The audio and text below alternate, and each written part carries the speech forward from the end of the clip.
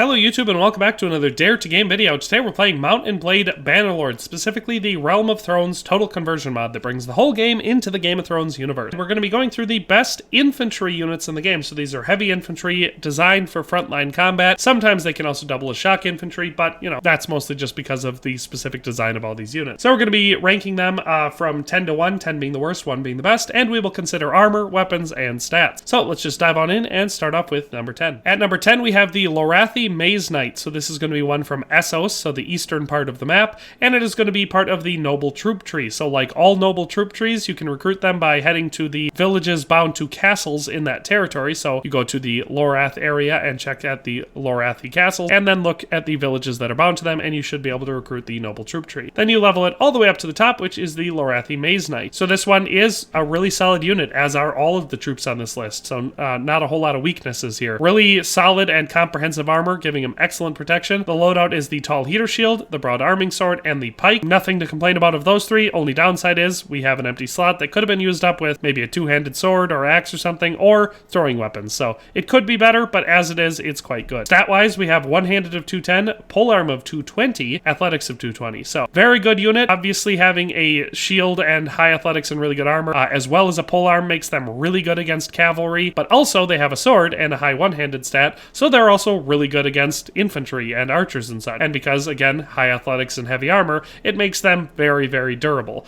So as a frontline combat unit, there's not a whole lot to complain about with the LORATHI MAZEKNIGHT. So that is number 10. Let's move on to number 9. At number 9, we've got another noble troop tree one. This time it's from the FREEFOK. So these are going to be north of the wall. So if you want to recruit them, it's going to be in Westeros, and you go to the wall, and you go north of there, and you check out the all the villages bound to castles in the FREEFOK territory, and you can recruit the THENNs and upgrade them to the IMPALERs, which is where we're at. As for these ones, again, pretty dang solid. The only weakness being armor. They don't have very strong armor. Now, mind you, it's not as bad as you would think it would be. THENN boots offer 21 armor, and the THENN armor is 30 for body armor, 14 for arm, and 10 for leg. So pretty solid there. The cape even has 13 for body and 4 for arm. So really solid. Only weakness being they don't wear a helmet. But their loadout is really good. So they have the Dragonglass Axe, which is a very powerful two-handed weapon. Some broad-bladed javelins, so a good throwing weapon. But they also have a one-handed bronze sword and the Wildling Shield, which is a good shield. Loadout-wise, really, really good across the board. Stat-wise, we have a one-handed of 200, two-handed of 220, and athletics of 220, and a throwing of 210. So again, just really high stats, all of them over 200, which means that they're very, very good and better than most of the units in the game. The armor looks very light and has a weakness in the helmet, but other than that is actually quite good, and of course the equipment is all very good. So the FREEFOK THENN Impaler are an excellent unit, and they take the number 9 spot on this list. At the number 8 spot, we've got another noble troop tree, this time from the Riverlands. So again, we're going to be in Westeros, and we're going to be looking in the Riverlands, so you know, the area around River Run. These ones are, again, nobles, so you get them from villages bound to castles in the area. You start with the Riverlord's son and upgrade them all the way to the Admiral. As far as our loadout goes, pretty dang good armor, very comprehensive, excellent protection all the way around, no empty slots there. Our loadout is the Knightly Arming Sword and the Bracketed Heater Shield, so one-handed sword and a shield. And our secondary weapon is the Wide-Fullered Greatsword, so we have a nice, big, powerful two-handed sword. So, stat-wise on this one-handed of 220, two-handed of 230, and athletics of 220. So very high stats, nice heavy armor, really good weapons. This one can be used very, very effectively as a frontline infantry unit because we have a good sword and a good shield, and obviously good athletics and a good one-handed stat as well as nice heavy armor. But we also have that really high two-handed stat of 230 and a good powerful two-handed weapon. So you can use them as shock infantry or frontline infantry. So the Riverlands Admiral follows the same sort of path as the last two we looked at. It's just better because it's got better armor and better stats. So that is the Riverlands Admiral, which takes the number 8 spot. Let's move on to the number 7 spot. At number 7, we have the BOLTON FLAYER, which is part of the Free Houses Noble Son troop tree. So any of the Free Houses, which is the Karstarks, Freys, and the Boltons, any of their castles bound to them, you can get the Free Houses Noble Son and work your way up to the BOLTON FLAYER, which is a pretty solid unit overall. You can see armor-wise, again, we're missing shoulder armor, but other than that, we've got nice heavy armor in every single slot. Our loadout is the Bolton Spear, which is a nice powerful spear weapon, the Knightly Arming Sword, and the Bolton Shield, only weakness being we have an empty slot that could have been used up with a two-handed weapon or a throwing weapon or something. I would have said throwing knives made sense considering they're Bolton flayers, but, you know, that's just me. Stat-wise on this unit, we have a one-handed of 230, polearm of 230, athletics of 180. So, nice high athletics, really good armor. Both the polearm and one-handed stat are at 230, which is very, very high. So these ones, again, are just a really versatile unit. They're excellent as a frontline infantry unit because they have high enough athletics, heavy enough armor, and a one-handed weapon and shield. So they don't just get annihilated by arrows, and they can obviously deal out plenty of damage due to their stats and weapons, but they also have a polearm, so they're good against cavalry as well. So the Bolton Flayer is a solid unit and takes the number 7 spot. At number 6, we have the TYROSHI CORSAIR, which is going to be the top of the TYROSHI noble troop tree. So this is a Essos troop, and it's going to be from the free city of Tyrosh, or Tyrosh, I'm not sure how you pronounce it, I can never remember, but you start with the TYROSHI noble youth and upgrade them to the TYROSHI CORSAIR. And so these ones are a really good unit, obviously, because they're going up higher in the list. Again, we've got nice, heavy, comprehensive armor. Every single slot is filled. Only complaint about this armor is obviously these are all vanilla assets, so I don't love the way they look, but they do offer really good protection, so excellent armor there. Our loadout is the broad falchion and the reinforced desert round shield, so a good sword and shield combo there. And then we have 2 bags of harpoons, so a good quantity of throwing weapons, which is one of the reasons I quite like this unit. As far as our stats on this one are concerned, we have a one-handed of 230, athletics of 230, and throwing of 230, so very balanced across the board, and obviously 230 is very, very high for a weapon stat in this game for you know, a troop unit like this, so they're really good. Because they've got 2 bags of throwing weapons, they make an excellent skirmisher troop if you want, but they also have a high athletic skill, heavy armor, and a good sword and shield, and a very good one-handed stat, so they make an excellent frontline infantry unit. So you can either use them as a skirmisher or a frontline infantry unit, and they are very good at both of those roles. So the TYROSHI CORSAIR takes the number 6 spot and is one of my favorites. So let's move on to number 5. At number 5, we've got the LYSENI Enforcer, and this one is another one from the noble troop tree, this time in the free city of Lys in Essos. So these ones again will be recruitable from villages bound to castles in the area surrounding Lys, belonging to the Lys faction. So these ones again are going to be all the way at the top, the LYSENI Enforcer. Again, we unfortunately have an all vanilla asset unit here. I think it looks pretty good and definitely fits the aesthetic pretty well, so I don't hate it too much, but I would prefer unique assets here. But anyway, for those items, we obviously have full coverage, every slot is filled, and they're all actually pretty good pieces of armor offering great protection, so nice heavy armor there. And our loadout is even more one-sided towards skirmishing. Here we have the Executioner Axe, and then 3 things of Tribesmen throwing axes. So plenty of throwing weapons, and a big, heavy, powerful two-handed weapon. So for our stats here, our two-handed is 230, athletics is 230, and throwing is 230. Only weakness of this one is no shield or one-handed weapon. I mean, they can use the throwing axe as one-handed, so that is a one-handed weapon, but no shield.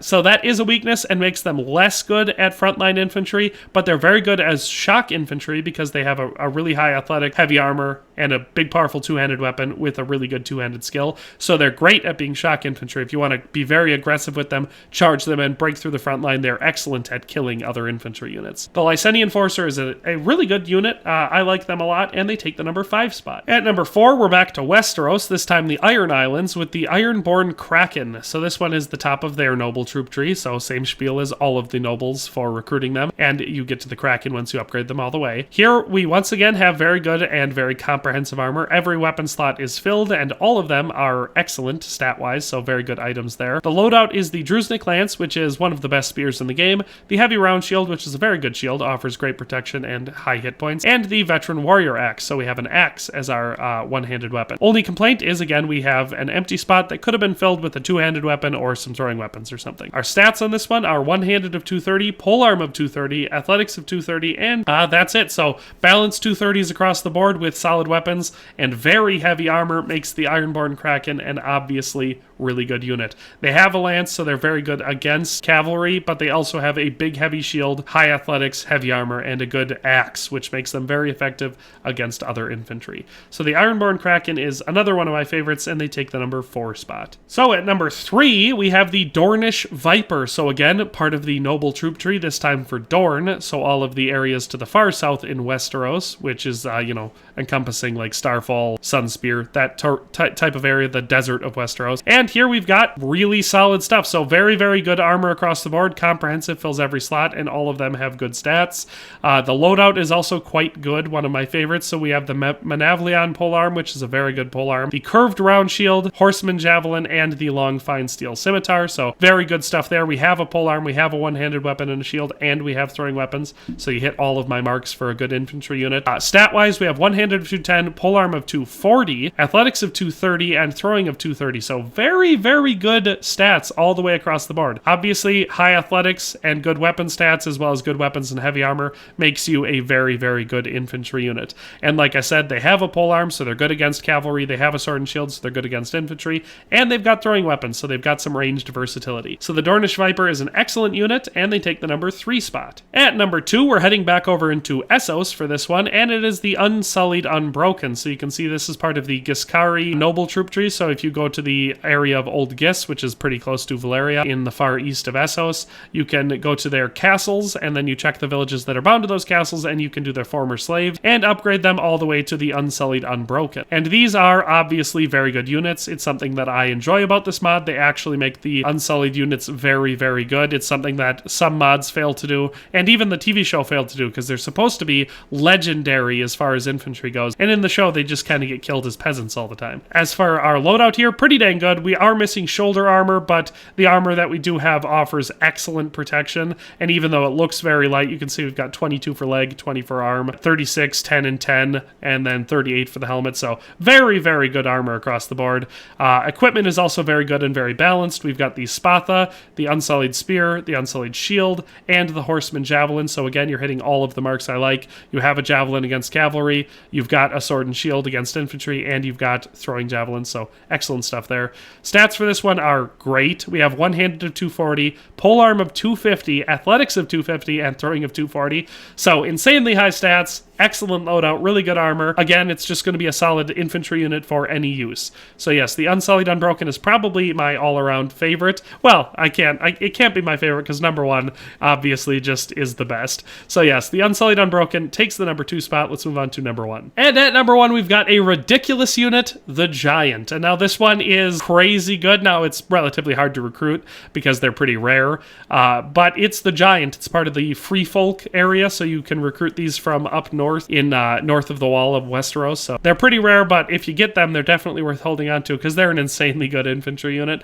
obviously because they're a Giant. And you don't have to upgrade them. They start at tier 6. So as for the equipment on this one, the Giant head, Giant garb, and Giant's boots make them incredibly durable because they've got crazy good stats. So no real weak areas on a Giant. And of course the Giant club is the only weapon they need because it's this ridiculously powerful giant tree-sized weapon that they use to kill people with. So ridiculously good. Stats on this one-handed of 300. What was this? A two-handed weapon though, right? Yeah. So two-handed of 300. Athletics of 20, which is super low, but they're also really big, so their strides are quite large. They're definitely a tank of a weapon, and they're really fun to use on the battlefield because they're massive.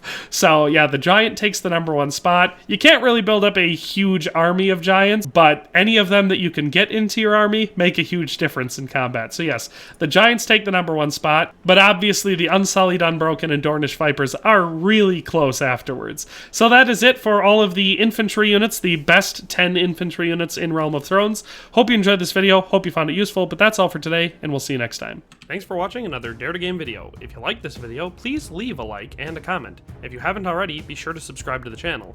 If you like my content and would like to support this channel, consider becoming a member today for as little as $1.99 a month. It makes a huge difference. But in any case, thanks for watching and have a nice day. I'll see you next time.